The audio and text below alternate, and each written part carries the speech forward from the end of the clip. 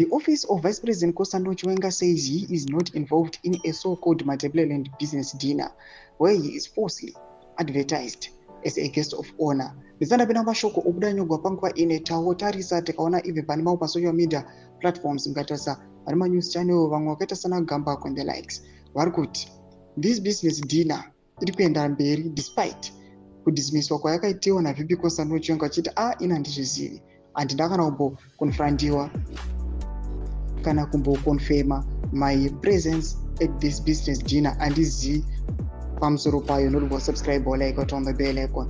Panguva ino pari kuno kwakunzi there is chaos iri kuitika mu the ruling party ZANU-PF.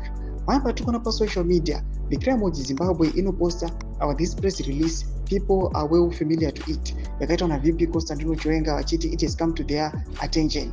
Panoya panapa vachiti the office of the vice president categorically disassociate itself from the event which has nothing to do with the government.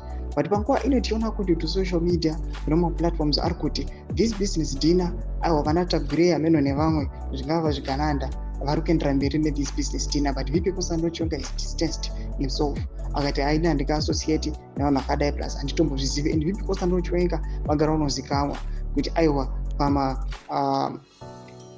addresses avo even in public heroes eka kana kupi vaitaura vachiti aiwa pasi nezvigananda vanhu vanongofokasa nekungo enricha themselves cronism nokungoita mari vachirota maresources enyika. But panguva ino zvinasi kuratidza kuti nyika yeZimbabwe panguva ino zvinhu hazvina kumira zvakanaka. And chinhu chanyanyoshamisa vanhu ndechekuti VP Kosando Chiwenga akanga akaiswa that poster, but panguva ino asina kana kumboudzwa pamusoro penhau iyi, which means it might be a calculated event yaida kungoonekwa kunzi VP Kosando Chiwenga vachareacta sei or something like that. You never know. West its location in Matabeleland. People they know everything about Matabeleland. Issue yekunana YTSCC nezvakadaro. Mashoko ari kuda panguva ino anoratidza kuti zvinhu zviri kumira zvakanaka the ruling party ZANU-PF. Pinda kuma section medu muzamafunguro enyu mutikudipa pamusoro pechitiko ichi. So subscribe or like channel on the bell icon.